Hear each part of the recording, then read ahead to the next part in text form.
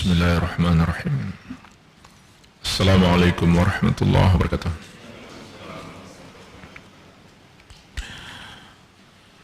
Alhamdulillahi rabbil alamin. Wabihi nasta'inu ala umuri dunia waddin. Wassalatu wassalamu ala asyrafil anbiya'i wal mursalin, Nabiyyina Muhammadin wa ala alihi wa sahabatihi ajma'in wa man tabi'ahum bi ihsanin ila yaumiddin. Amma ba'd.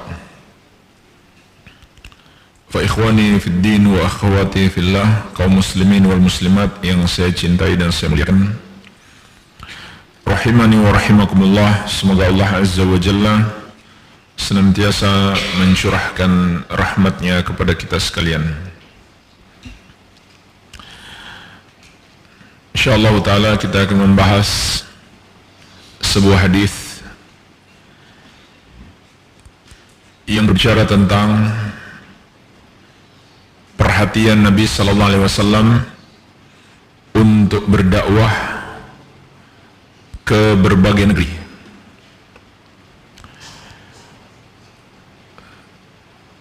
Di antaranya yang akan kita bicarakan pada kesempatan yang mulia ini tentang pengutusan Nabi Muhammad sallallahu alaihi wasallam beberapa orang sahabat beliau untuk berdakwah ke negeri Yaman. Jadi Nabi sallallahu alaihi wasallam bukan hanya berdakwah di tempat beliau tinggal, tapi beliau juga berdakwah ke negeri-negeri yang jauh, daerah-daerah yang jauh, yaitu dengan cara beliau mengirim surat atau mengutus para sahabat beliau untuk berdakwah di sana.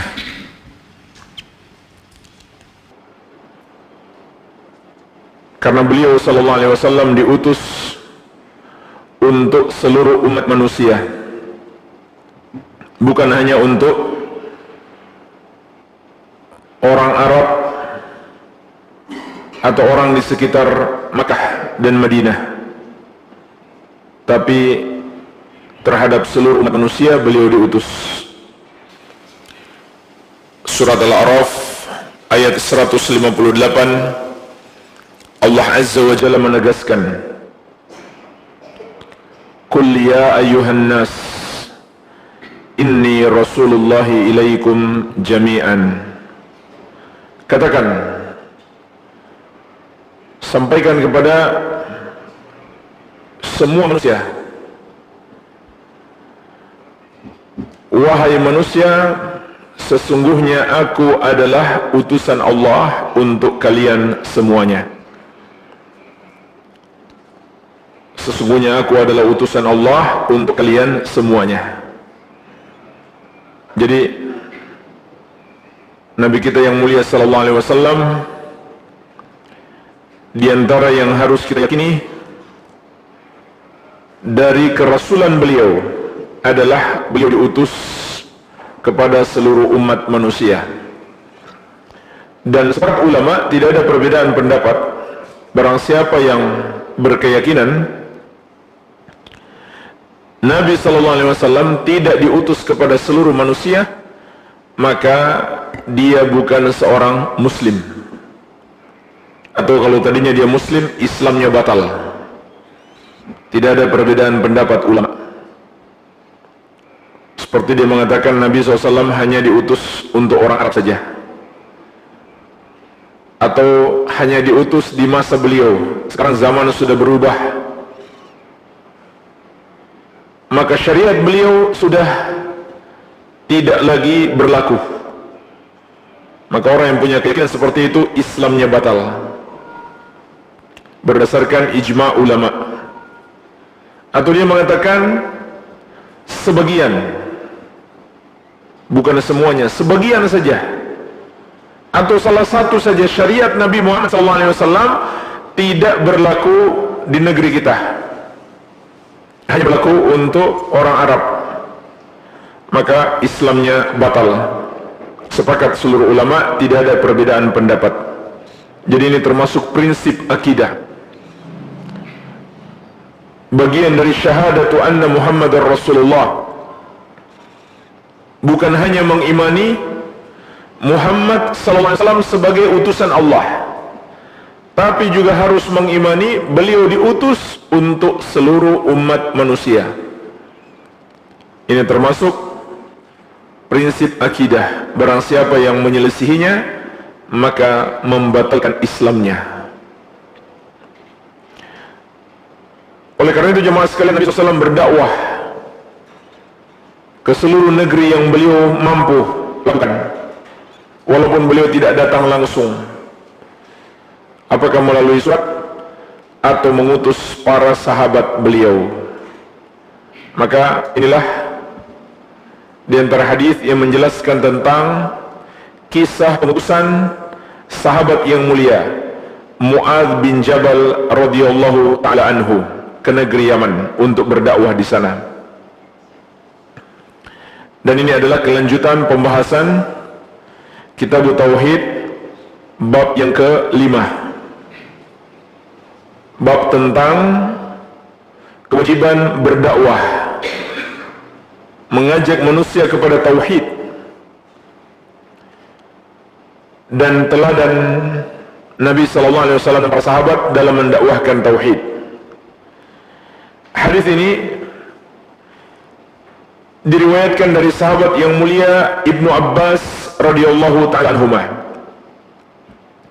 anna Rasulullah sallallahu alaihi wasallam lamma ba'atha Mu'adzan ila al-Yaman qala lahu, bahwasannya Rasulullah sallallahu alaihi wasallam tatkala mengutus Mu'adz ke negeri Yaman, maka Nabi sallallahu alaihi wasallam bersabda kepadanya, innaka ta'ti qauman min ahlil kitab, sesungguhnya engkau wahai Mu'adz akan mendatangi penduduk negeri Yaman yang berasal dari kalangan ahlul kitab, Yahudi dan Nasrani.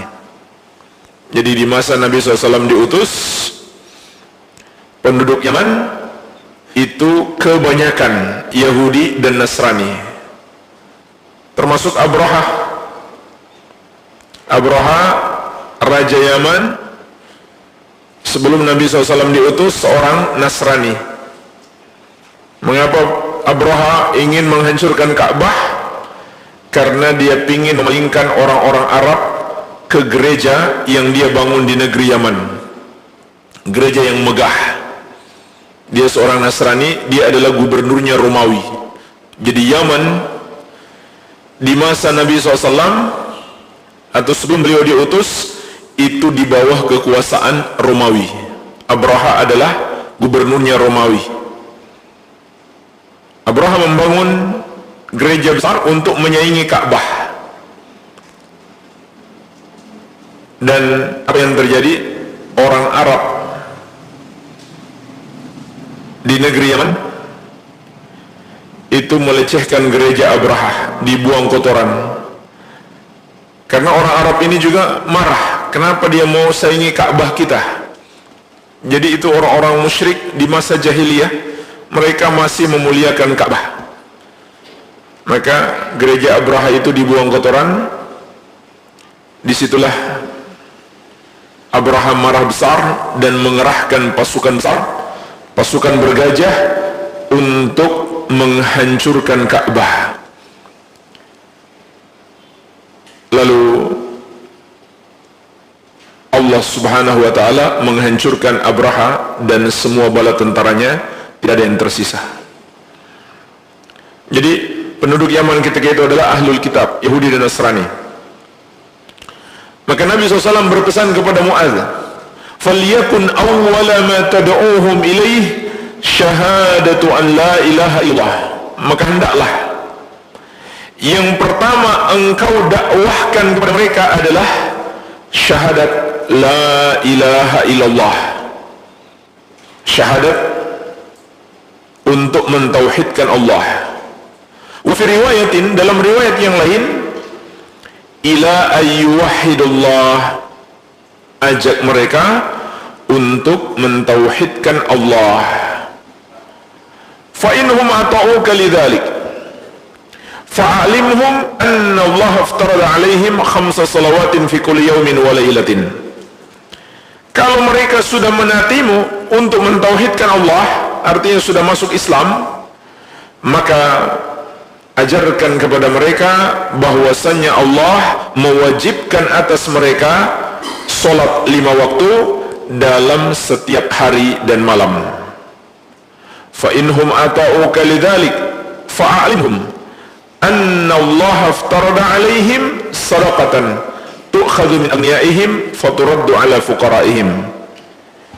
Maka apabila mereka sudah menatimu untuk melakukan salat, maka ajarkan kepada mereka bahwasanya Allah mewajibkan atas mereka zakat yang diambil dari orang-orang kaya mereka dan diserahkan kepada orang-orang miskin mereka. Fa inhum ata'uka lidzalik fa iyyaka wa kara'im amwalihim. Kalau mereka sudah menaatimu untuk menunaikan zakat, maka janganlah kamu ambil harta mereka yang paling bernilai. Misalkan zakat hewan ternak, kambing, jangan ambil kambing yang paling mereka senangi, tapi jangan pula ambil yang buruk, ambil yang pertengahan. Kalau mereka rela memberikan kambing yang paling mereka senangi, maka tidak masalah diterima. Wattaqi da'watal mazlum fa innahu laysa bainaha wa bainallahi hijabun. Dan di akhir hadis Nabi SAW mengatakan, takutlah kamu wahai Mu'adz terhadap doanya orang yang dizolimi, karena tidak ada batas antara doanya dengan Allah, tidak ada hijab, tidak ada penghalang. Maksudnya pasti Allah kabulkan. Bahkan disebutkan dalam sebagian riwayat, walaupun dia kafir, ketika dia dizolimi dan dia berdoa kepada Allah, maka Allah akan mengabulkan doanya, yaitu membalas orang yang berbuat zolim kepadanya. Akhrajahu, hadis ini dikeluarkan oleh Al-Bukhari dan Muslim. Jemaah sekalian, inilah kisah pengutusan Mu'adz bin Jabal radhiyallahu anhu untuk berdakwah ke negeri Yaman. Ada banyak pelajaran yang bisa kita petik dari kisah ini. Marilah kita simak pelajaran-pelajaran yang saya ringkaskan dari penjelasan para ulama yang terkandung di dalam kisah pengutusan Mu'adz bin Jabal radhiyallahu anhu untuk berdakwah ke negeri Yaman. Pelajaran yang pertama, di dalam hadis yang mulia ini ada penjelasan tentang disyariatkannya mengirim para dai untuk berdakwah, terutama di daerah-daerah yang belum tersentuh oleh dakwah Islam atau dakwah tauhid atau dakwah kepada sunnah. Siapa yang disyariatkan melakukan ini?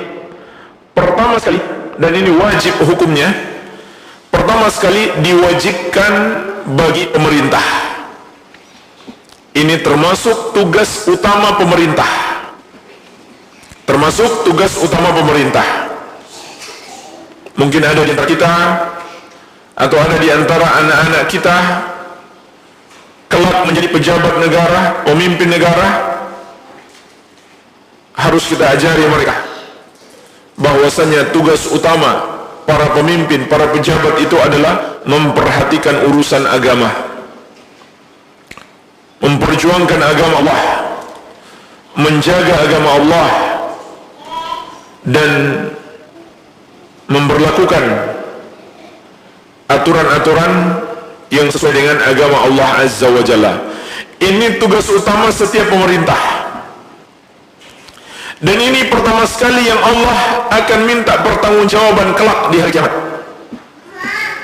Betul, pemerintah juga punya tanggung jawab urusan kesejahteraan masyarakat. Bagaimana makan mereka, bagaimana kesehatan mereka. Tapi yang lebih utama bagaimana urusan akidah masyarakat. urusan sholat mereka, keimanan mereka, itu yang utama. Itu sebenarnya yang utama. Namun banyak manusia hari ini yang berlomba-lomba mengejar jabatan, mengejar kepemimpinan, tapi dia nggak ngerti apa tugasnya sebagai pemimpin. Bahkan tidak sedikit yang malah anti dengan aturan-aturan agama. Jadi inilah jemaah sekalian teladan Nabi Muhammad SAW sebagai seorang pemimpin negara. Maka beliau mengutus para dai untuk berdakwah. Dan apabila negara tidak melakukan tugas ini, maka tugas ini menjadi beban kaum muslimin, menjadi tanggung jawab seluruh kaum muslimin, walaupun sifatnya fardu kifayah. Jadi fardu kifayah untuk kaum muslimin memperhatikan persoalan ini, berdakwah, bukan hanya di kota-kota besar, tapi juga harus perhatian di daerah-daerah terpencil, sebagaimana yang dilakukan oleh Nabi Sallallahu Alaihi Wasallam. Iya.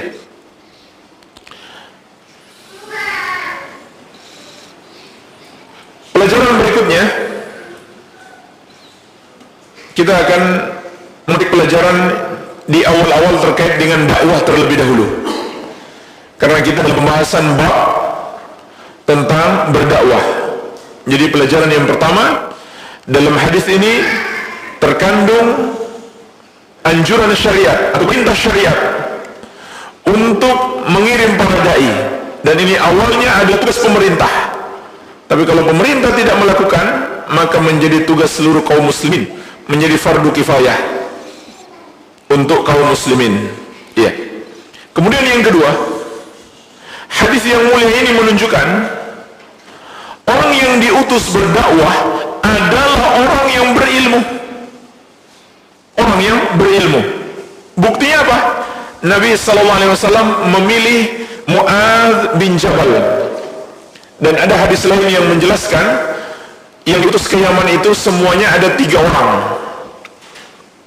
Semuanya adalah 3 orang, 3 sahabat. Dan semuanya adalah termasuk ulama besar dari kalangan sahabat yang paling berilmunya. Yang pertama Ali bin Abi Thalib, yang kedua Mu'adz bin Jabal, yang ketiga Abu Musa al-Ash'ari radhiyallahu ta'ala anhum ajmain. Tapi mereka dipisah, jadi nggak di satu kota. Ketiganya diutus ke negeri Yaman, tapi mereka berpisah, tidak di satu kota. Iya. Jadi jemaah sekalian, Nabi SAW memilih sahabat-sahabat yang paling berilmu. Ali bin Abi Thalib termasuk yang paling berilmu, nomor 4 setelah Abu Bakar, Umar dan Utsman. Kemudian Mu'adz bin Jabal radhiyallahu anhu dikatakan oleh para ulama adalah sahabat yang paling mengerti tentang hukum-hukum halal dan haram.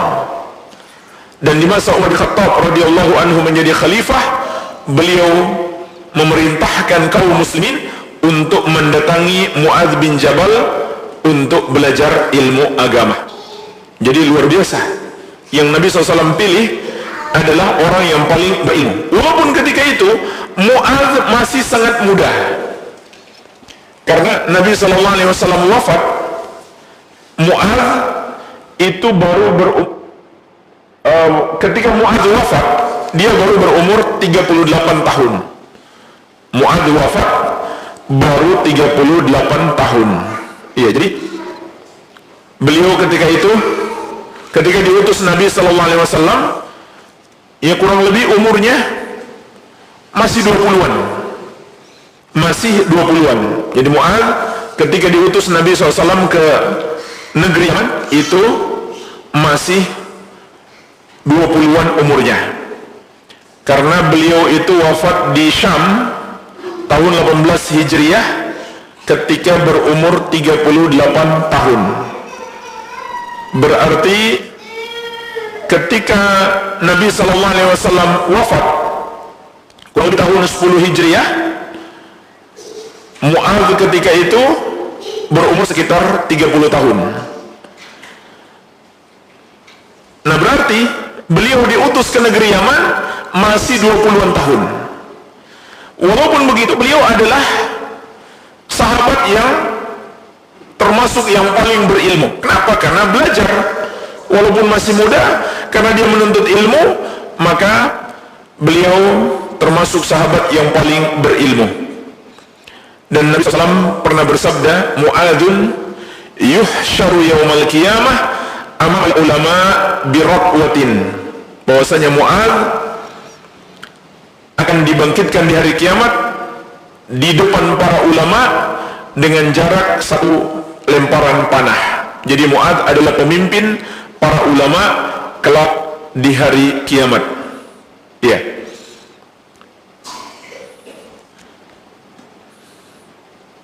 Dan pernah kita bahas di bab yang pertama, dalil yang terakhir tentang Mu'adz yang dibonceng oleh Nabi SAW di atas hewan tunggangan. Kemudian Nabi SAW memberikan pelajaran kepada Mu'adz.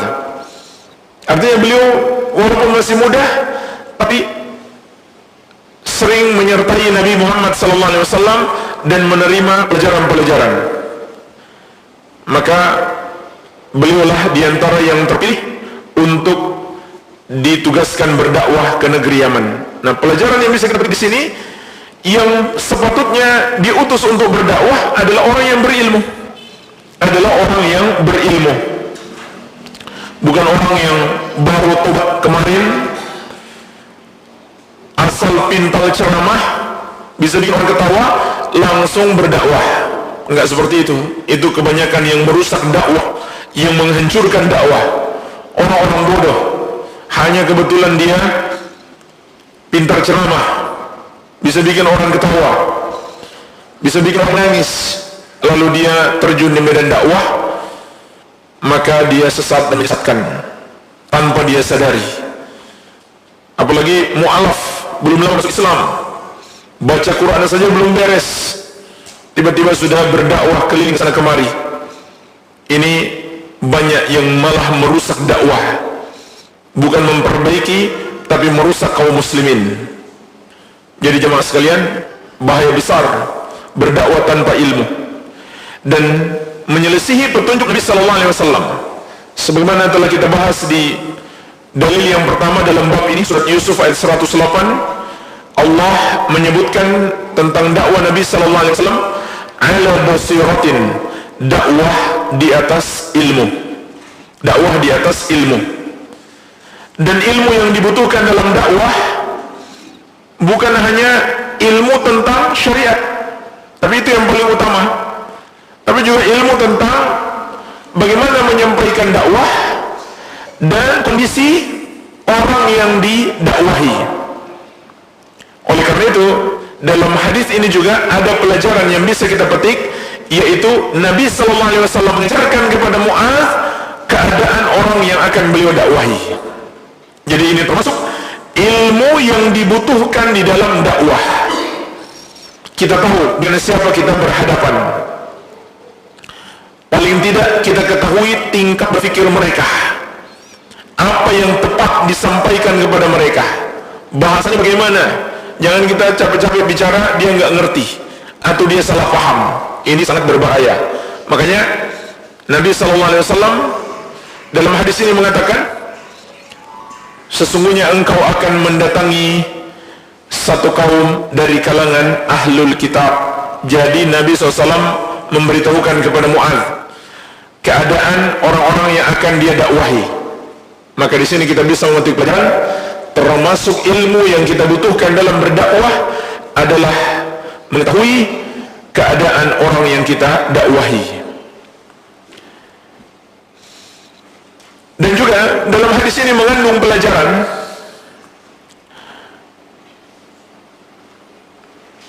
ketika yang didakwahi adalah orang-orang yang punya ilmu, ketika yang didakwahi adalah orang-orang yang punya ilmu, maka Seharusnya yang berdakwah juga orang yang berilmu, sehingga mampu membantah syubhat mereka. Dan orang Yahudi dan Nasrani itu adalah kaum yang penuh dengan syubhat. Yang penuh dengan syubhat. Kenapa orang-orang Nasrani menyembah Nabi SAW? Itu karena syubhat. Apa syubhat mereka? Beliau itu karena spesial. Nabi SAW itu spesial. Bukti beliau itu spesial, beliau lahir tanpa ayah. Ini syubhat mereka. Jadi syubhat itu sesuatu yang menyimpang tapi kelihatannya benar, seakan-akan itu benar padahal salah besar. Itu syubhat mereka. Berarti Nabi SAW ini bukan sembarangan. Dia pasti Tuhan atau dia anak Tuhan. Buktinya apa? Lahir tanpa ayah. Lahir tanpa ayah. Maka kita kalau mau mendakwahi mereka, kita harus ngerti bagaimana membantah syubhat ini. Makanya Nabi SAW tidak sembarang memilih orang untuk berdakwah kepada orang yang punya ilmu dan punya syubhat. Dan biasanya orang menyimpang itu makin berilmu makin besar syubhatnya. Orang yang sesat makin berilmu, syubhatnya makin kuat. Maka Nabi SAW memilih Mu'adz supaya bisa membantah syubhatnya.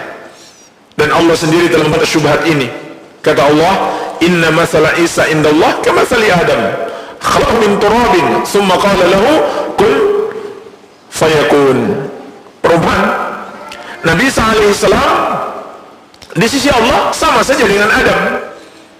Adam Allah ciptakan dari tanah, kemudian Allah katakan kun, jadilah.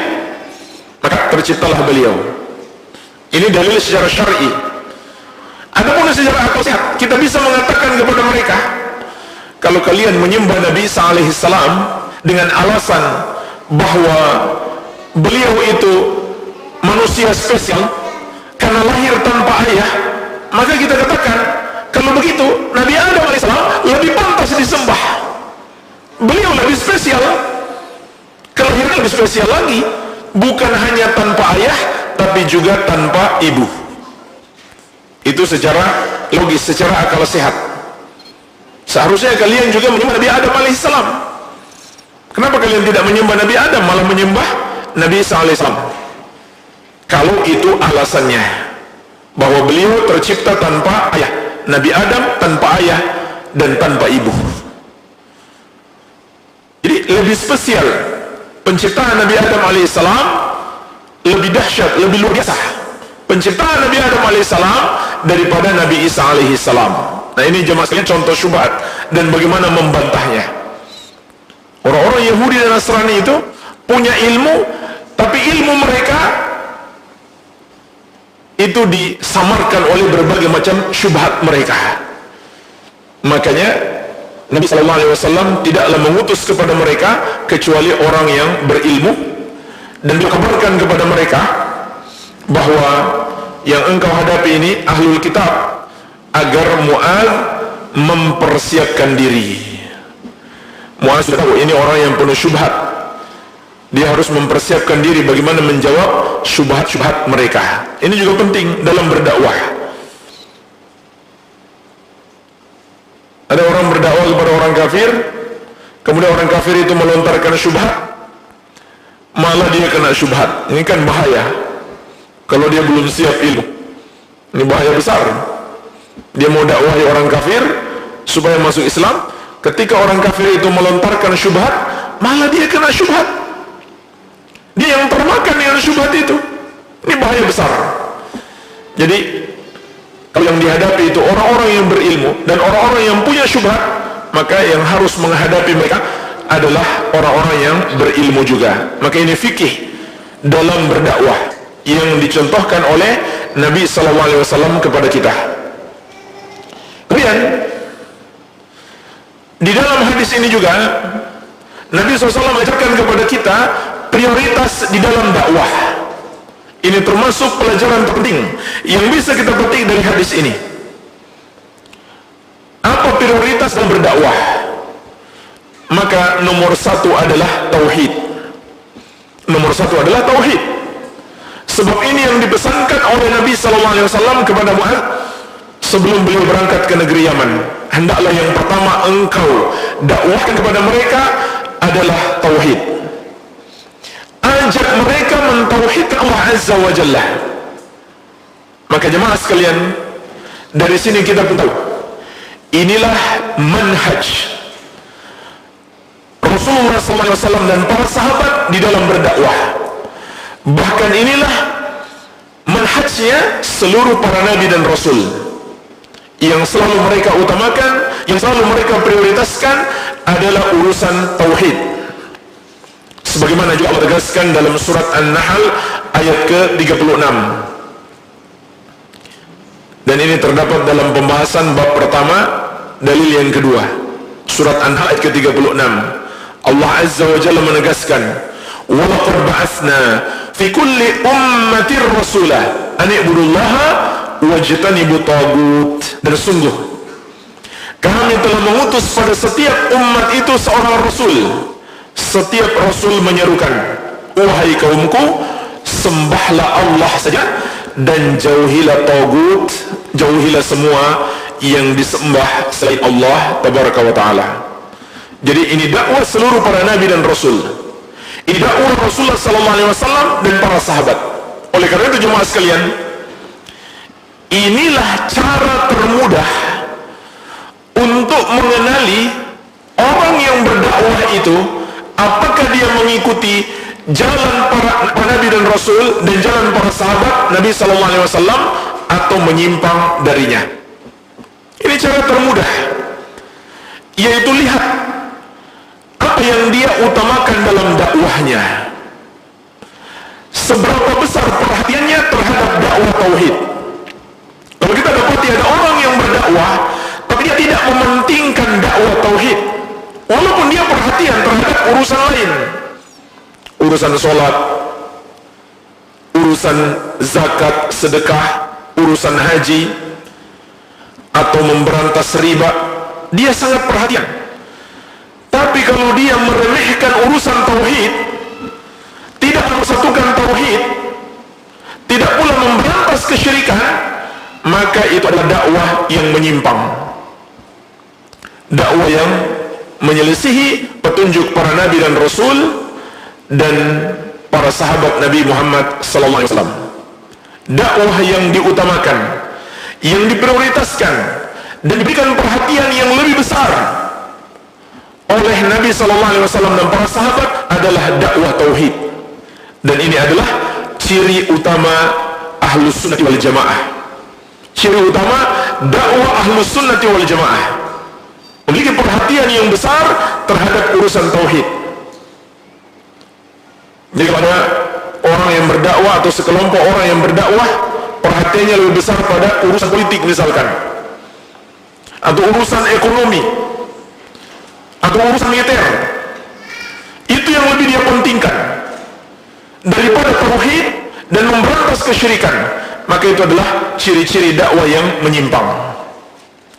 Dan sampai kapanpun jemaah sekalian, kalau kita tidak memperbaiki tauhid kita dan tidak memberantas kesyirikan, kita tidak akan menjadi umat yang berjaya. Nggak mungkin, mustahil. Jadi ini alasannya jemaah sekalian, mengapa dakwah para nabi dan rasul dan para sahabat radhiyallahu ta'ala anhum dimulai dengan tauhid? Karena tauhid adalah kunci utama kejayaan umat. Barang siapa yang mengira bisa menjayakan umat ini hanya dengan perjuangan politik atau perjuangan ekonomi atau perjuangan dalam penguatan militer, senjata-senjata harus canggih, dia mengira itulah untuk menjayakan umat, maka dia telah salah jalan. Jemaah sekalian, tidak ada jalan lain untuk menjayakan umat ini kecuali nomor satu, kembali kepada tauhid, dipelajari dengan baik, diamalkan dan disebarkan seluas-luasnya. Ini kunci utama. Tidak ada kejayaan umat tanpa tauhid. Tidak mungkin jemaah sekalian. Kemudian ada masalah tauhid, ittiba kepada sunnah, Nabi Muhammad SAW. Inilah dua kunci kejayaan umat. Tidak ada jalan lain. Tidak ada jalan lain. Barang siapa mengambil jalan lain, dia tidak akan bisa membawa umat ini kepada kejayaan. Enggak ada. Enggak ada jalan lain. Karena Allah Azza wa Jalla telah menetapkan hanya ini satu-satunya jalan yang telah Allah janjikan. Di antaranya janji Allah di surat An-Nur ayat ke-55. Wa'adallahu alladhina amanu minkum wa amilus salihat. Allah telah berjanji kepada orang-orang yang beriman di antara kalian dan beramal soleh.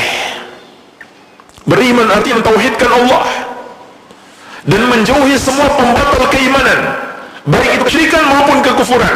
Amal soleh adalah amalan yang sesuai petunjuk Nabi SAW. Kata Allah, barang siapa beriman dan beramal soleh, maka Allah telah berjanji kepada mereka. Apa janji Allah? Dalam ayat ini ada 3. Janji yang pertama, la yastakhlifannahum fil ardh kama istakhlafa alladhina min qablihim. Sungguh benar-benar Allah akan jadikan mereka berkuasa di bumi, sebagaimana Allah telah menjadikan orang-orang yang beriman dan beramal soleh sebelum mereka berkuasa. Yang kedua, wa yumakkinanna lahum dinahum alladhi irtada lahum. Sungguh benar-benar Allah akan menguatkan agama mereka yang telah Allah ridhoi untuk mereka, yaitu agama Islam.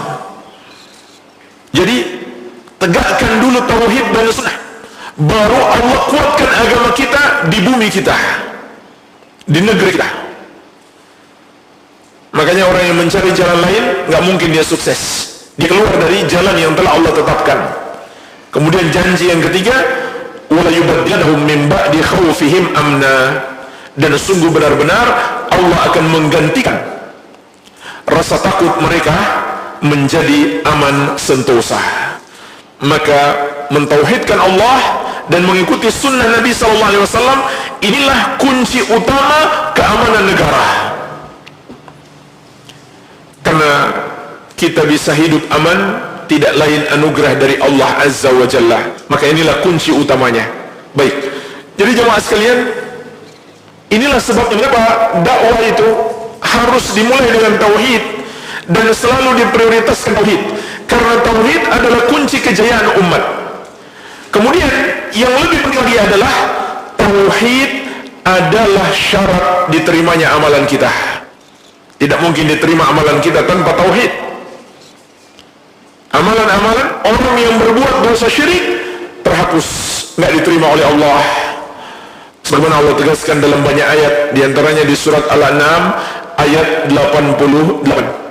Walau asyraku lahabita anhum ma kanu ya'malun. Andai mereka berbuat syirik, terhapuslah amalan yang mereka kerjakan. Jadi nggak ada gunanya kita ajak orang sholat, kita ajak orang puasa, haji, zakat, meninggalkan riba, kalau dia masih berbuat syirik, tidak ada gunanya. Nggak diterima sholatnya, nggak diterima puasanya, nggak diterima zakatnya, kalau dia masih berbuat syirik. Itulah sebabnya dakwah harus dimulai dengan perbaikan tauhid, memberantas kesyirikan. Maka Nabi SAW di dalam hadis yang mulia ini mengajarkan kepada kita, hendaklah kita selalu memprioritaskan urusan tauhid, baik dalam mempelajarinya, mengamalkannya, dan mendakwahkannya. Kemudian Nabi SAW, kalau mereka sudah mentauhidkan Allah, baru kamu ajari mereka sholat. Karena nggak ada gunanya mereka sholat kalau tanpa mentauhidkan Allah. Oleh karena itu jemaah sekalian, hadis ini juga menunjukkan kepada kita betapa agungnya kedudukan sholat. Sholat adalah ibadah yang pertama dan terbesar kewajibannya setelah seseorang itu masuk Islam, setelah seseorang itu mentauhidkan Allah.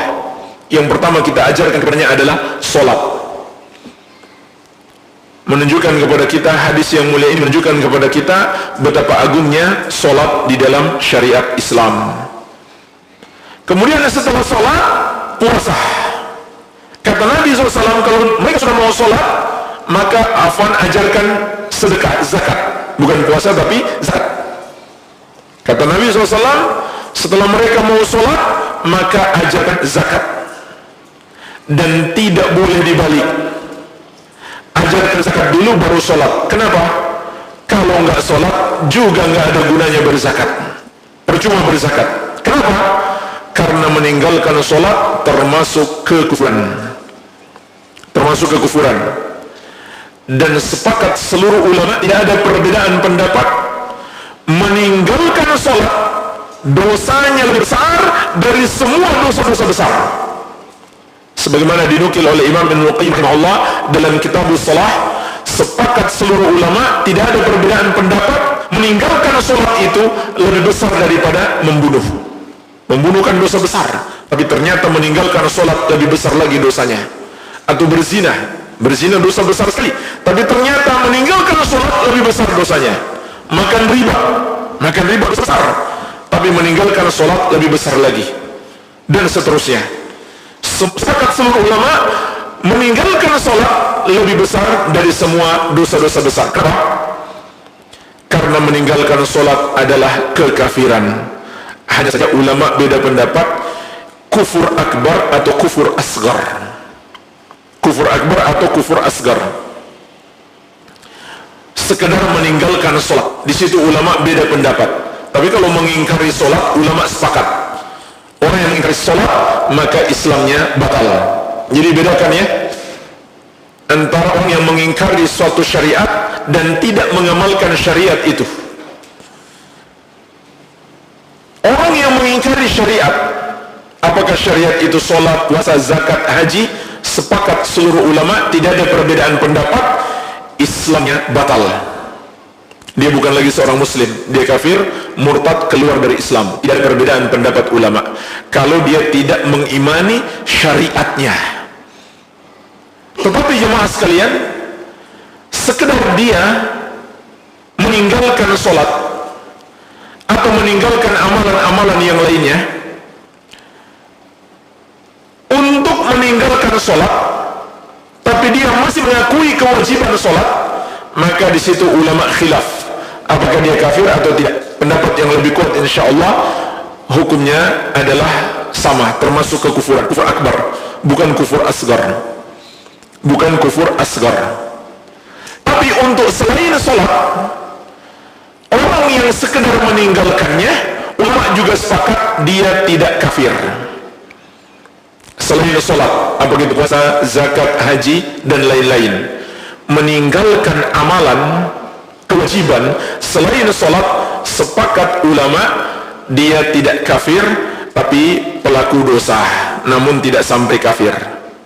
Hanya sholat yang ulama beda pendapat, sekedar ditinggalkan, apakah kafir atau tidak. Pendapat yang lebih kuat adalah kafir.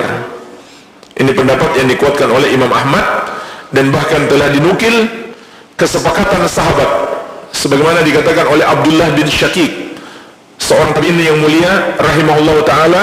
Beliau mengatakan, kana ashabu Muhammadin sallallahu alaihi wasallam la yarawna syai'an minal a'mali tarkuhu kufrun ghaira salah. Dulu para sahabat Nabi Muhammad sallallahu alaihi wasallam tidaklah menganggap ada satu amalan yang sekedar ditinggalkan menyebabkan pelakunya kafir kecuali sholat. Jadi semua amalan kalau sekedar ditinggalkan, tidak diamalkan, tidak sampai membuat pelakunya kafir, tapi dia disebut pelaku dosa, namun dia masih muslim, kecuali sholat. Kecuali sholat, iya. Namun mengingkari amalan, mengingkari syariat, itu sepakat ulama tidak ada perbedaan pendapat, dia kafir. Jadi mengingkari sholat kafir, tidak sholat, pendapat yang lebih kuat adalah juga kafir. Mengingkari puasa kafir, sepakat ulama, tidak puasa tidak kafir, tapi pelaku dosa besar. Baik. Jadi jemaah sekalian, hadis yang mulia ini menunjukkan kepada kita agungnya ibadah sholat, kemudian setelah itu zakat. Makanya para ulama mengatakan ibadah badan yang paling afdal adalah sholat dan ibadah harta yang paling afdal adalah zakat. Karena setelah perintah sholat, Nabi SAW memerintahkan untuk berzakat. Dan seringkali kita dapatkan dalam ayat-ayat Al-Quran disebutkan bersamaan perintah menegakkan sholat dan perintah menunaikan zakat. Iya.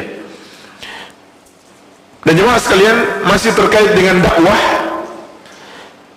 di dalam hadis ini juga kita bisa memetik pelajaran bahwasanya dalam menyampaikan dakwah, dalam menyampaikan ilmu, perlu ada at-tadrij, pentahapan.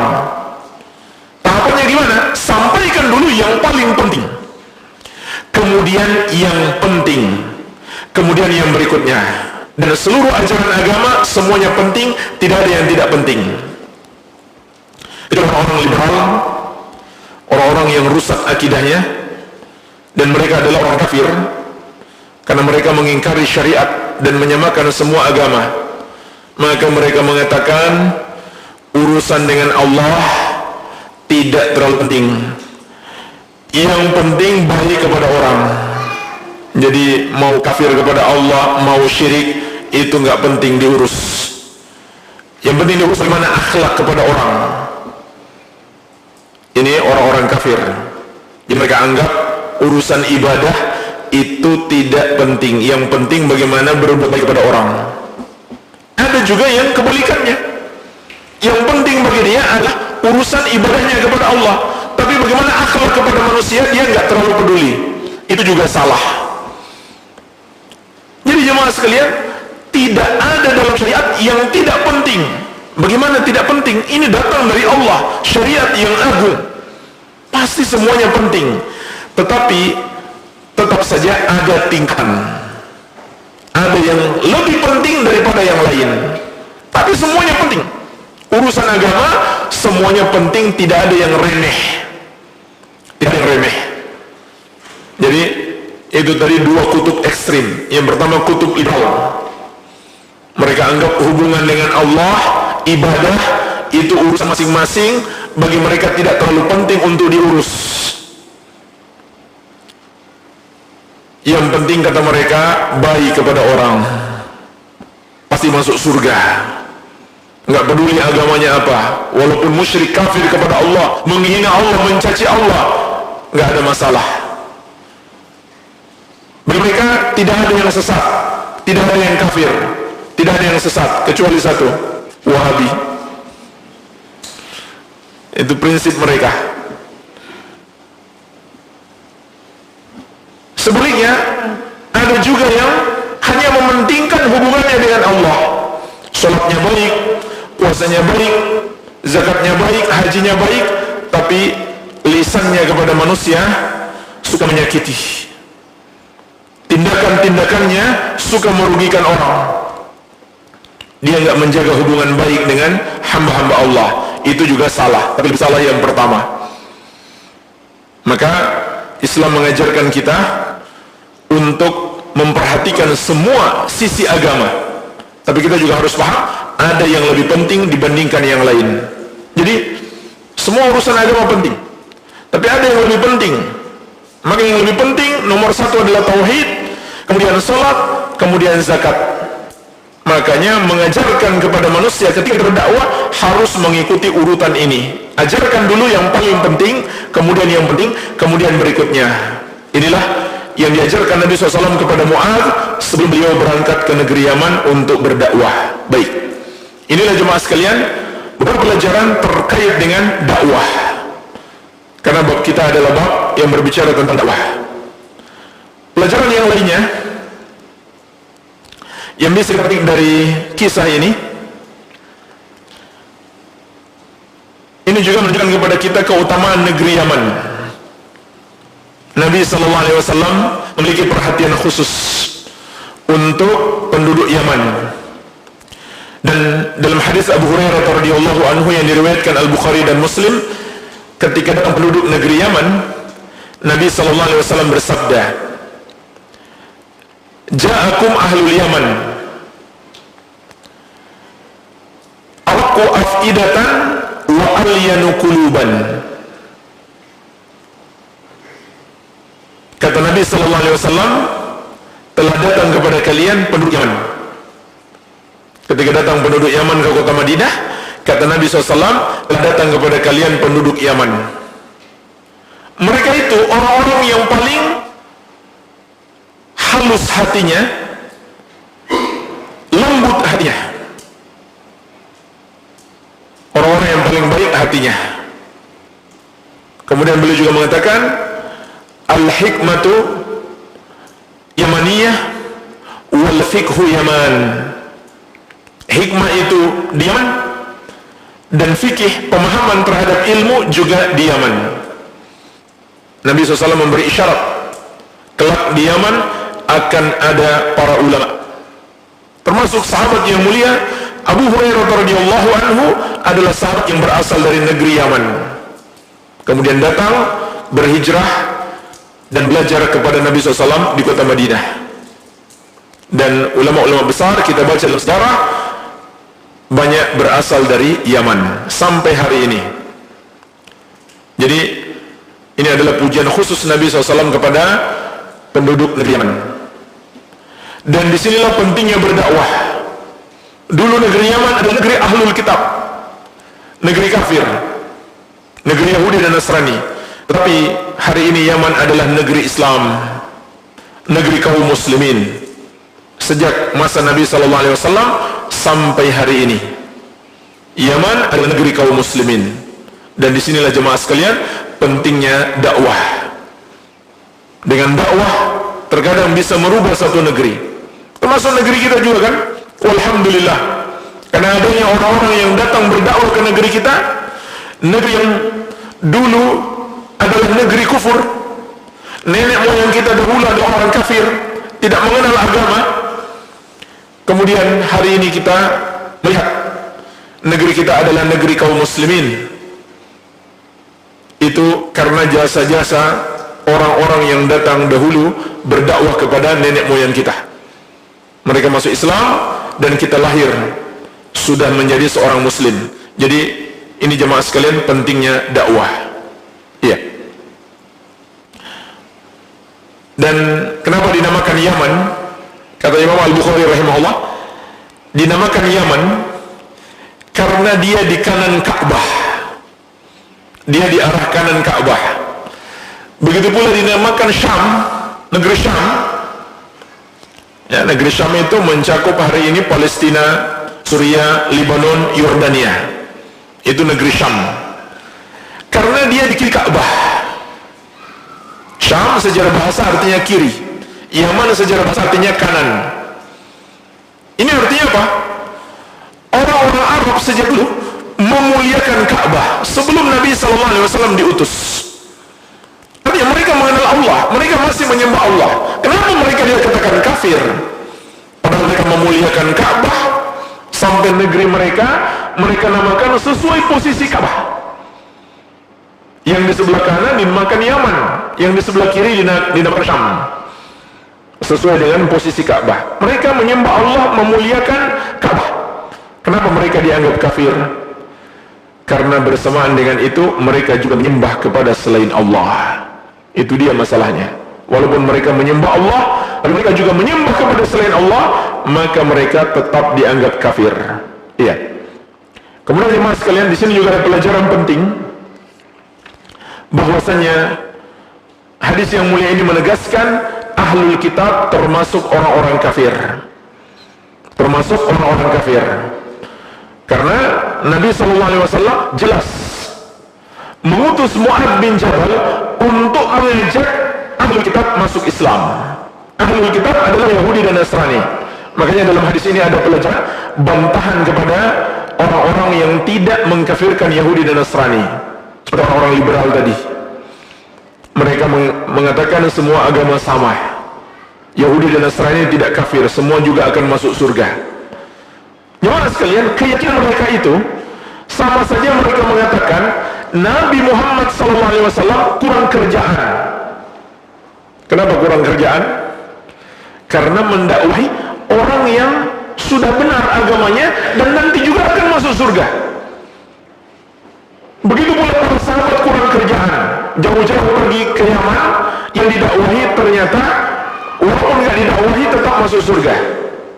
Jadi keyakinan semua agama sama berarti mencela Rasulullah SAW yang mendakwahi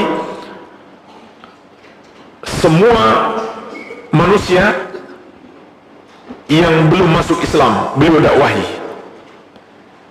Bahkan mengatakan Allah nggak ada kerjaan. Kenapa masih menyuruh kita mendakwahi orang-orang Yahudi dan Nasrani? Kalau ternyata mereka juga benar, mereka juga akan masuk surga. Jadi ini konsekuensi keyakinan semua agama sama. Itu sama saja dengan mencela Allah. Allah menyuruh kita mendakwahi mereka, Nabi SAW mendakwahi mereka. Sama saja mereka mengatakan Allah dan Rasulnya kurang kerjaan, ngapain didakwahi? Mereka juga benar, nanti masuk surga.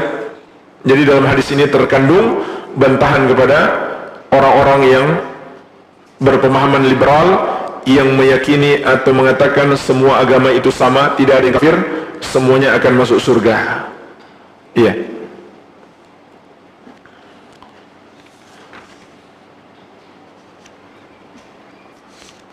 Di dalam hadis ini juga terkandung pelajaran.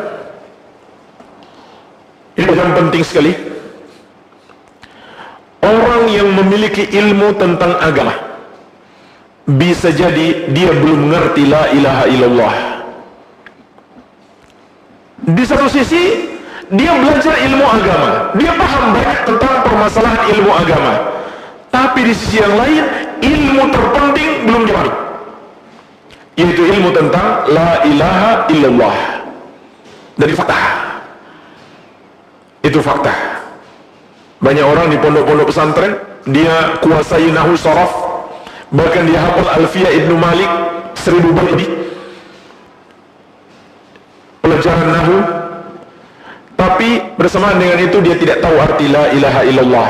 Buktinya apa? Dia masih berbuat syirik, dia masih berdoa kepada selain Allah, masih percaya kubur keramat, berdoa kepada penghuni kubur itu, bahkan mempercayai di alam ini ada yang mengatur selain Allah, mempercayai para wali yang sudah wafat bisa mendengarkan dan mengabulkan doa. Bersama dengan itu dia pintar dalam bahasa Arabnya, atau mungkin juga hafal Quran, hafal hadis. Itu fakta.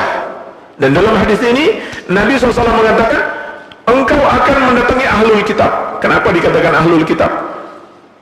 Karena mereka berilmu tentang kitab yang Allah turunkan kepada mereka. Jadi mereka punya ilmu.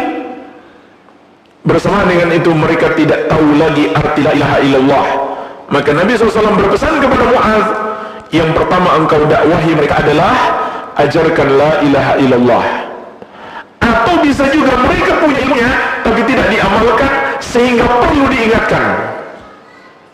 Ini juga sangat penting. Jadi jangan kita merasa minder, saya mau ingatkan dia kan sudah berilmu. Jangan, sampaikan. Walaupun dia sudah tahu, mungkin dia perlu diingatkan. Ahlul kitab pada dasarnya mereka tahu la ilaha illallah.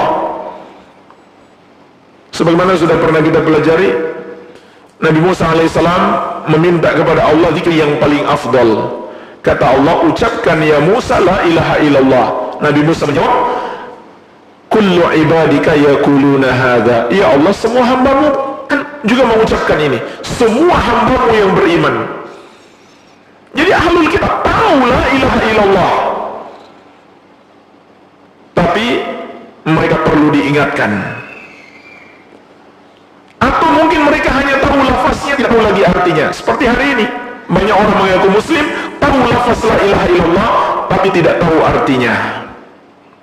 Termasuk itu tadi orang-orang liberal, nggak tahu arti la ilaha illallah. Karena kalau mereka tahu arti la ilaha illallah, mereka pasti menyalahkan semua agama selain Islam. Kenapa?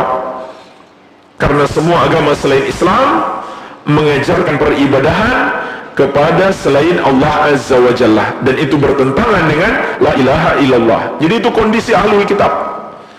Ada yang punya ilmu tapi tidak tahu la ilaha illallah. Mungkin ada yang tahu arti la ilaha illallah tapi dia tidak amalkan, maka perlu didakwahi. Mungkin juga ada yang hanya tahu lafaznya tapi tidak tahu artinya, seperti yang terjadi pada hari ini. Mengaku muslim, Dia tahu dia lafaz la ilaha illallah, tapi dia tidak ngerti artinya, yaitu memurnikan ibadah hanya untuk Allah semata-mata dan berlepas diri dari semua peribadahan kepada selain Allah.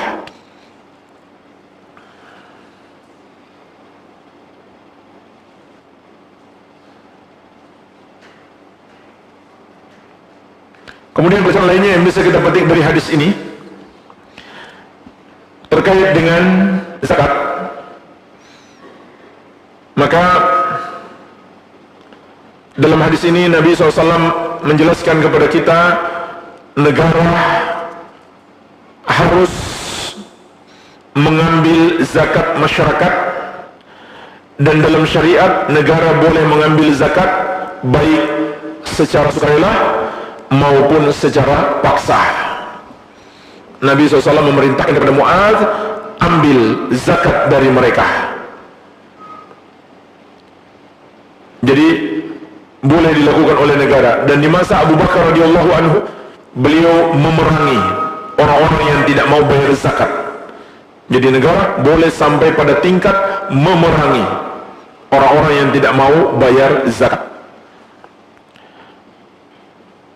Kemudian Nabi SAW juga menjelaskan dalam hadis ini, zakat itu diberikan kepada orang-orang fakir yang muslim, karena beliau bersabda, tukhadhu min aghniyaihim faturaddu ala fuqaraihim. Zakat itu diambil dari orang kaya kaum muslimin dan diberikan kepada orang-orang fakir. Tapi ada satu keadaan, para ulama menjelaskan, orang kafir pun kadang boleh menerima zakat. Kapan itu? Kalau dia termasuk mu'alaf. Ada mu'alaf yang masih kafir? Ada. Jadi mu'alaf itu bukan, itu istilah yang tidak khusus yang masuk Islam, tidak. Mu'alaf itu bisa jadi dia masih kafir. Mu'alaf itu kan artinya al-mu'alafatu qulubuhum, orang yang hatinya sedang ditarik untuk mencintai Islam, itu artinya mu'alaf. Jadi bisa jadi mu'alaf tapi masih kafir. Maka para ulama sebagiannya mengatakan itu kadang bisa dikasih zakat untuk melembutkan hatinya masuk Islam. Ya. Begitu pula yang baru masuk Islam. Ini mu'alaf yang kita kenal hari ini, dia juga berhak menerima zakat. Jadi pada asalnya orang-orang kafir itu tidak berhak menerima zakat kecuali mu'alaf, orang yang kita lihat hatinya bisa dilembutkan dengan zakat untuk menerima Islam, atau paling tidak dia tidak zalim kepada Islam. Iya. Kemudian di dalam hadis ini juga Nabi SAW mengingatkan kita bahaya besar perbuatan zalim, bahaya besar, bahwa orang yang dizalimi itu, kalau dia berdoa kepada Allah agar dibalas orang yang menzaliminya, pasti Allah kabulkan. Sebagaimana di akhir hadis Nabi SAW mengatakan, takutlah kamu terhadap doa orang yang dizalimi, karena tidak ada hijab, tidak ada penghalang antara doanya dengan Allah Azza wa Jalla. Artinya pasti Allah kabulkan. Maka hati-hati jemaah sekalian, berbuat zalim kepada orang, termasuk kezaliman yang sangat besar di zaman ini adalah demonstrasi. Ini kezaliman yang sangat besar sekali, mengganggu ribuan, mungkin jutaan orang pengguna jalan, bahkan sampai pada tingkat menghilangkan nyawa. Apakah itu nyawa sesama demonstran atau nyawa aparat sesama muslim? Dan apa yang mereka bilang, apa yang mereka perjuangkan? Urusan dunia, kepentingan dunia, bahkan maksiat, yaitu menuntut agar negara tidak menghukum pezina, agar polisi nggak nangkap orang yang berzina. Itu yang mereka tuntut.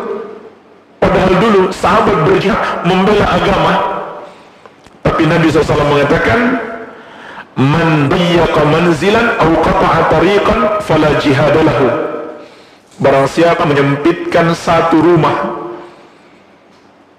atau memutus satu jalan, membuat orang sulit lewat, maka tidak ada jihad baginya. Perhatikan di sini jemaah sekalian. Ini berjihad membela agama Allah karena sengaja mengganggu orang, hilang pahala jihadnya. Apalagi melakukan demo. Yang demo itu pada asalnya kebiasaan orang kafir. Apalagi yang dituntut bukan agama, hanya dunia saja, kepentingan duniawi, bahkan maksiat. Dan bukan hanya satu rumah yang disempitkan,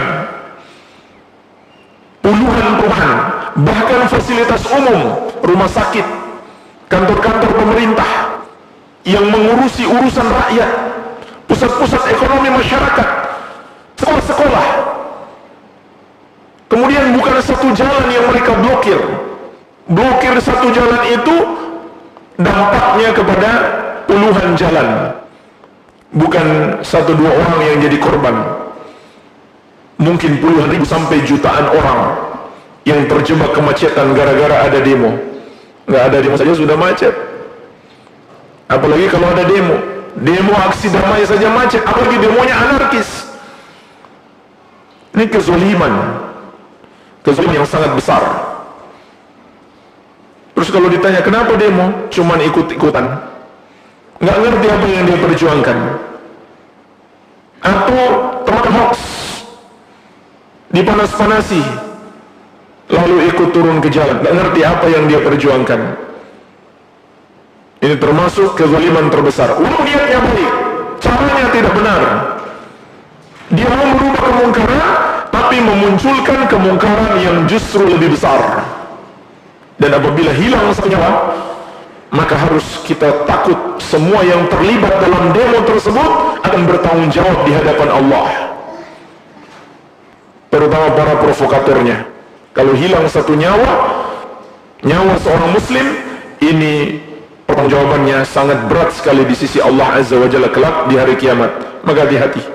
Termasuk juga jemaah sekalian, kezaliman yang besar, bikin hajatan, memblokir jalan, dangdutan lagi, maksiat, mengundang anak kecil atau dihadiri ditonton oleh anak kecil, bahkan terkadang diundang kiai, lalu ditampilkan wanita dangdutan buka-bukaan. Naudzubillah. Jalan pun diblokir, orang susah lewat, nggak bisa lewat. Ini termasuk kezaliman. Maka hati-hati. Doa orang yang dizolimi itu sangat berbahaya. Hati-hatilah. Tapi jemaah sekalian, di sisi lain, ketika kita dizolimi, kita dianjurkan memaafkan. Kita dianjurkan memaafkan. Andai kita berdoa kepada Allah agar orang yang menzolimi kita dibalas setimpal, maka itu boleh. Tapi kalau kita berdoa berlebihan, kita jadinya yang zalim. Hati-hati. Kita gantian zalim jadinya. Ada orang menzalimi kita, lalu kita doakan dia melebihi kezalimannya, maka gantian kita jadi zalim. Jadi hati-hati. Kalau kita berdoa kepada Allah supaya dia dibalas setimpal, itu hukumnya mubah, boleh bagi kita.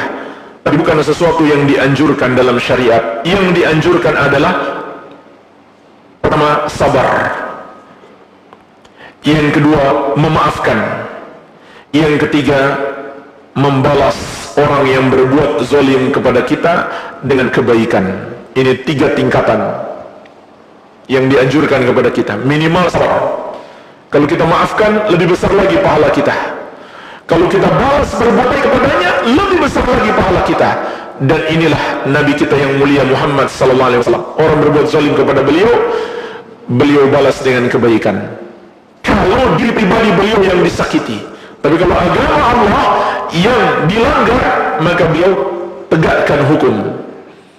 Tapi kalau hanya diri pribadi beliau yang disakiti, beliau memaafkan. Ini sifat Nabi kita yang mulia sallallahu alaihi wasallam. Hasilnya apa? Kata Allah, wal ya'fu wal yasfahu ala tuhibbuna ay yaghfirallahu lakum. Hendaklah mereka memberi maaf dan berlapang dada, tidak mendendam. Tidakkah kamu ingin Allah mengampunimu? Jadi orang yang suka memaafkan, dia pun akan dimaafkan dosanya oleh Allah Azza wa Jalla. Jadi jemaah sekalian, Di satu sisi kita takut berbuat zalim, tapi di sisi lain ketika kita dizalimi, lebih afdal kita memaafkan. Maka kita akan mendapatkan ampunan Allah tabaraka wa ta'ala. Alhamdulillah, ini yang bisa kita petik dari hadis yang mulia ini. Semoga bermanfaat. Barangkali ada pertanyaan, saya persilakan.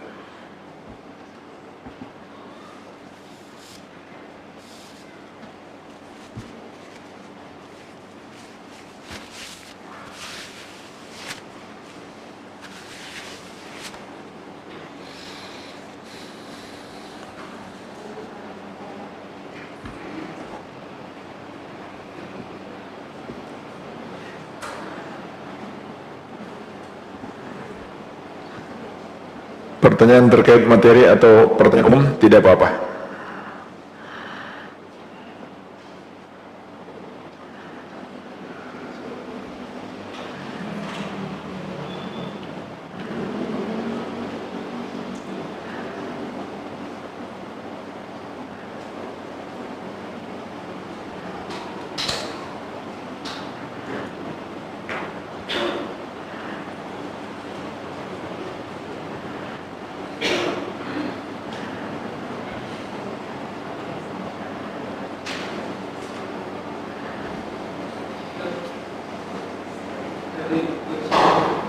Dari mana? Dari? Silakan Pak. Assalamualaikum warahmatullahi wabarakatuh. Apakah sholat sunnah rawatib boleh dikerjakan pada saat sholat wajib yang tidak tepat waktu?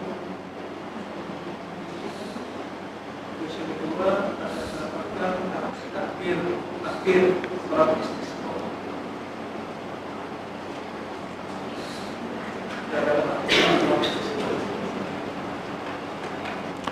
Yang pertama,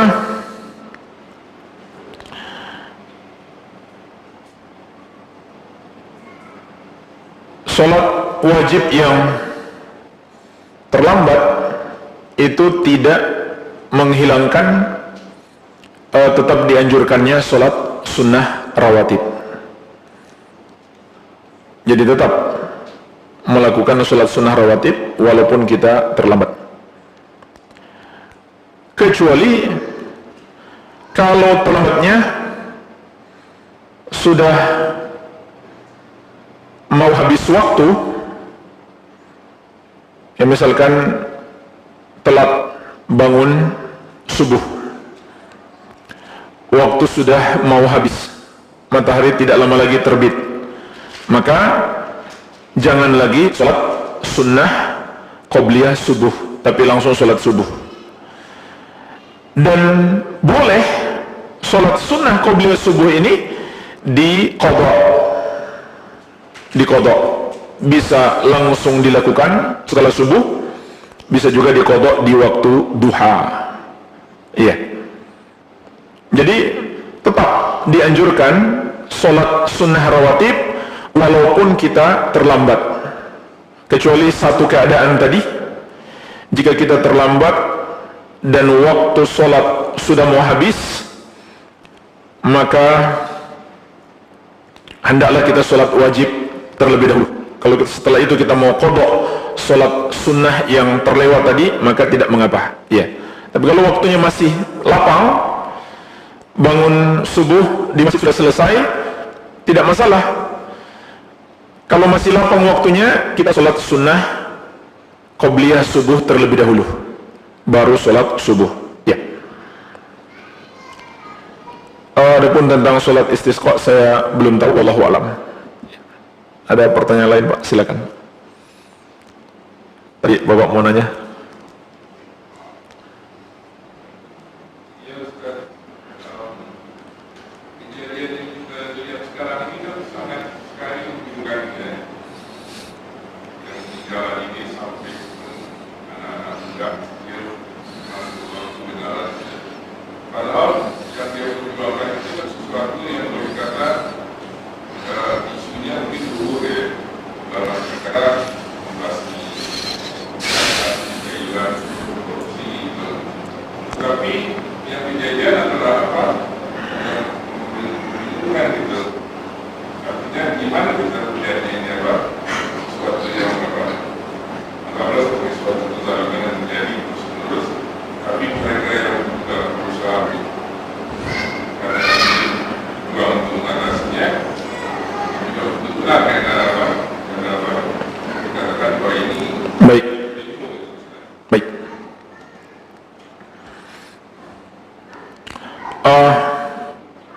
orang yang turun ke jalan itu ya macam-macam motivasinya, macam-macam bentuknya.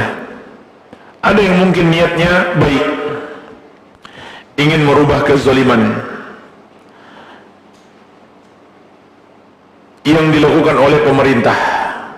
Mungkin niatnya tulus, murni, semata-mata ingin merubah kemungkaran pemerintah, tapi tetap saja caranya salah, bertentangan dengan sabda Nabi sallallahu alaihi wasallam, "Man arada an yansali sultan fala yubdihi alaniyatan." Barang siapa yang ingin menasihati penguasa, janganlah dia tampakkan terang-terangan. Jadi syariat melarang kita menasihati penguasa secara terbuka. Apakah di jalan-jalan, termasuk juga di medsos, tidak boleh. Harus secara tertutup. Apakah bertemu langsung atau melalui surat atau minta tolong orang dekatnya, apapun caranya, tidak boleh dilakukan secara terbuka. Bertentangan dengan petunjuk Nabi sallallahu alaihi wasallam. Jadi walaupun niatnya benar, tapi caranya salah, tidak mengikuti petunjuk Nabi sallallahu alaihi wasallam. Dan itu kan termasuk amar ma'ruf nahi mungkar. Amar ma'ruf nahi mungkar ibadah. Ibadah terikat dengan syarat, bukan hanya niatnya ikhlas, tapi harus juga mengikuti petunjuk Nabi Muhammad sallallahu alaihi wasallam. Dan ketika tidak mengikuti petunjuk beliau, hasilnya adalah malah memunculkan kemudaratan. Bahkan bisa jadi kemudaratan yang lebih besar. Di antaranya apa? Hilangnya nyawa seorang muslim. Kalau satu nyawa hilang, itu mudaratnya sudah besar sekali. Apalagi kalau puluhan atau bahkan ratusan nyawa yang hilang. Jadi walaupun niatnya benar, tetap salah caranya, tidak dapat dibenarkan. Bahkan walaupun berhasil, jemaah sekalian, dia berdemo dan ternyata berhasil, pemerintah tidak lagi zalim. Apakah kemudian demo itu menjadi benar? Tidak, tetap salah. Sama dengan orang pergi ke dukun, ternyata sembuh. Apakah dukun itu menjadi benar? Tidak, tetap salah. Jadi walaupun hasilnya baik, tapi caranya tetap salah.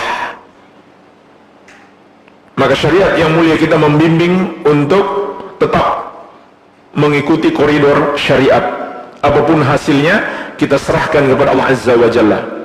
Kalaupun tidak ada cara lain, nggak bisa kita beri nasihat, tertutup semua pintu-pintu, maka kita masih bisa mendoakan. Doa jemaah sekalian, doakan. Apalagi kalau pemimpin kita masih muslim. Bukankah sesama muslim harus saling mendoakan? Doakan supaya dia dapat hidayah. Mudah bagi Allah merubah seseorang, maka berdoalah kepada Allah Azza wa Jalla. Dan ini termasuk ciri ahlu sunnah. Kata Imam Al-Barbahari rahimahullah, "Idza ra'aita rajulan yad'u lis-sultan bis-salah fa'lam annahu sahibu sunnatin insyaallah." Kalau kamu lihat seseorang mendoakan kebaikan untuk pemerintah, maka dia adalah pengikut sunnah insyaallah. Wa idza ra'aita ar-rajula yad'u 'ala sultan fa'lam annahu sahibu hawa. Kalau kamu lihat orang mendoakan keburukan untuk pemerintah, maka ketahuilah dia adalah pengikut hawa nafsu. Ini ciri seorang muslim, ciri ahlussunnah, mendoakan kebaikan kepada pemerintah supaya mereka dapat hidayah, supaya mereka merubah kebijakan-kebijakannya atau keputusan-keputusannya yang zalim kepada masyarakat. Iya. Wallahu alam.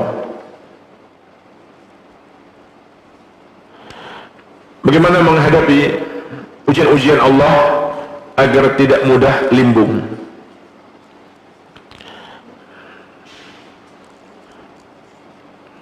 menguatkan keimanan itu nomor satu. Dengan keimanan kita bisa menghadapi segala musibah, segala ujian maupun malapetaka. Dan bahkan ketika kita menguatkan keimanan, maka musibah-musibah itu akan menjadi pintu hidayah. Surat At-Taghabun ayat ke-11, Allah Azza wa Jalla menegaskan, "Wa may yu'min billahi yahdi qalbah." Barang siapa yang tertimpa musibah, kemudian dia beriman, musibah ini takdir Allah, dan dia hadapi dengan kesabaran, maka Allah akan memberikan hidayah kepada hatinya. Allah akan memberikan hidayah kepada hatinya. Kemudian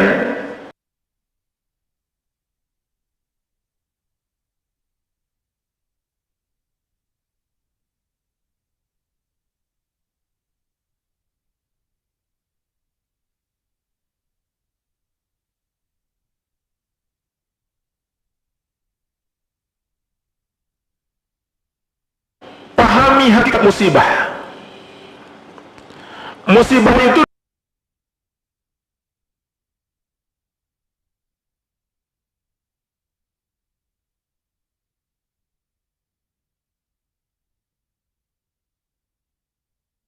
akan menghapuskan dosa kita. Sebagaimana sabda Nabi sallallahu alaihi wasallam, "Ma min musibatin tusibul muslim illa kafarallahu anhu biha khatayahu hatta syaukata yushakuha." Tidak ada satu musibah pun yang menimpa seorang muslim kecuali dengan sebab itu Allah hapuskan dosa-dosanya, walaupun hanya duri kecil yang menusuk dirinya.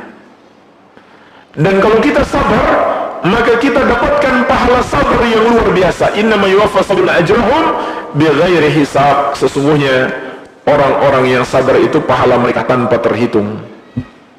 Dan jemaah sekalian, karena tahu hakikat musibah, sampai-sampai para ulama salaf dahulu itu lebih senang dapat musibah daripada dapat nikmat. Subhanallah. Ada sebagian para sahabat lebih senang dapat musibah daripada dapat nikmat. Contohnya seorang wanita, Nabi SAW sudah pastikan dia penghuni surga. Wanita di zaman Nabi SAW, beliau suka terkena sakit parah, suka kambuh sakitnya, sakit parah, sakit ayan, sampai hilang kesadaran. Lalu akhirnya beliau datang kepada Nabi SAW, minta didoakan supaya sembuh. Tapi apa kata Nabi SAW? Kalau aku doakan, kalau kamu mau aku doakan, saya akan doakan. Artinya insya Allah sembuh. Tapi kalau kamu sabar itu lebih baik. Ternyata jemaah sekalian, akhirnya dia pilih sabar. Akhirnya dia pilih sakit, nggak mau sembuh. Subhanallah. Karena tahu di balik musibah itu ada kebaikan yang besar, terhapus dosa dan pahala melimpah kalau sabar. Tapi wanita ini minta satu saja, ya Rasulullah, kalau suka ketika kambuh penyakit saya, maka aurat saya biasanya terbuka, tolong doakan saja supaya kalau kambuh penyakit saya, aurat saya tidak terbuka. Padahal ketika terbuka auratnya dalam keadaan dia nggak sadar, bukan saja tidak kuasa, dia berdosa atau tidak? Tidak berdosa. Bandingkan dengan wanita hari ini, dia sehat, nggak sakit, sengaja dia buka auratnya tanpa malu. Jadi jemaah sekalian, inilah para sahabat. Ada di antara para sahabat yang malah memilih hidup dalam keadaan tertimpa musibah karena tahu pahala yang melimpah di balik itu. Ya, wallahu a'lam.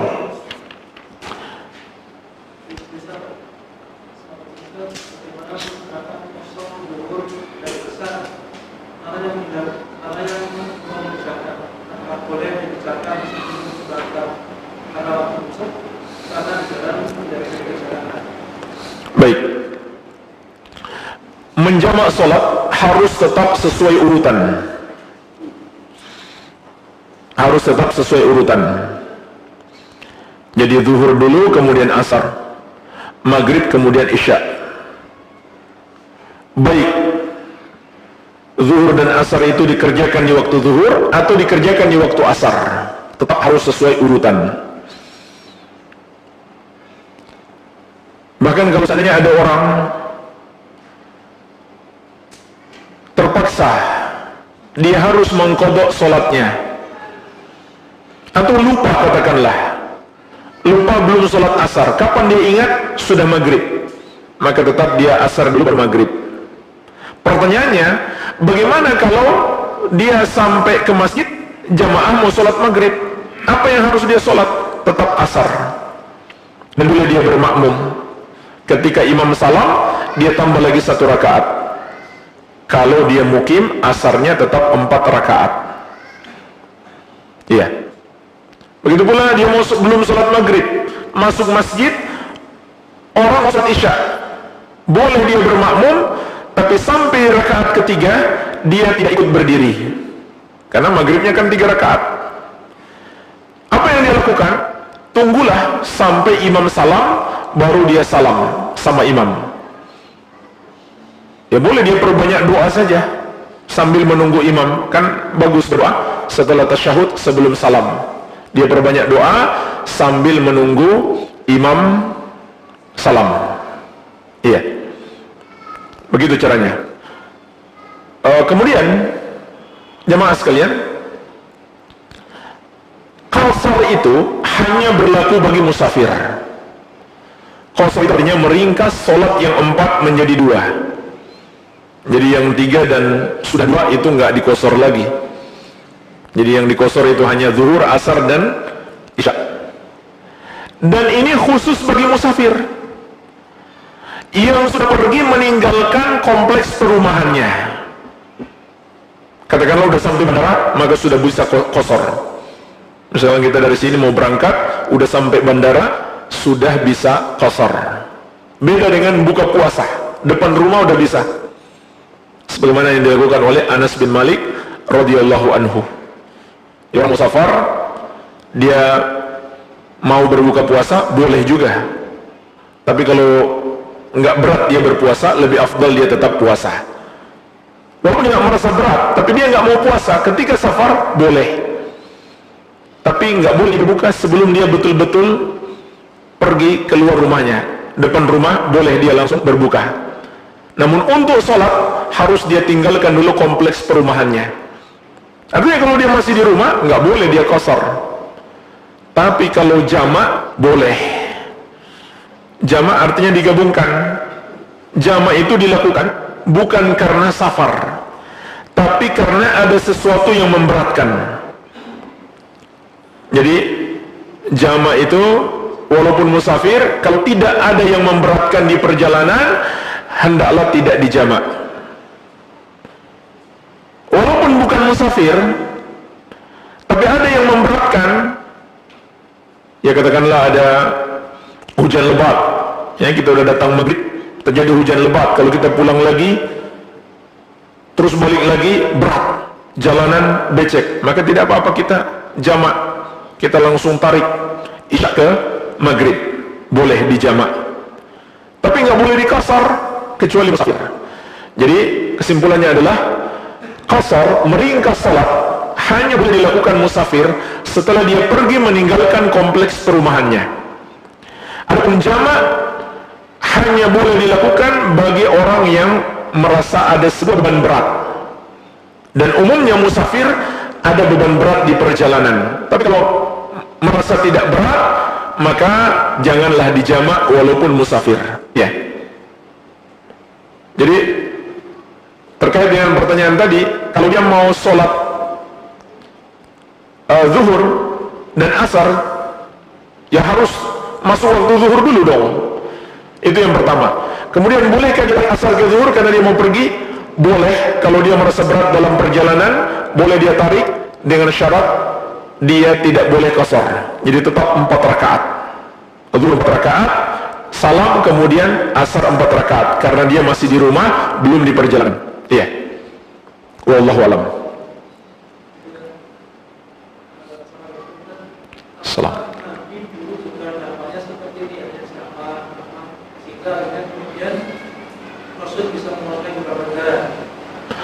Nabi SAW berceramah, berdakwah, tapi nggak pakai mic. Gimana?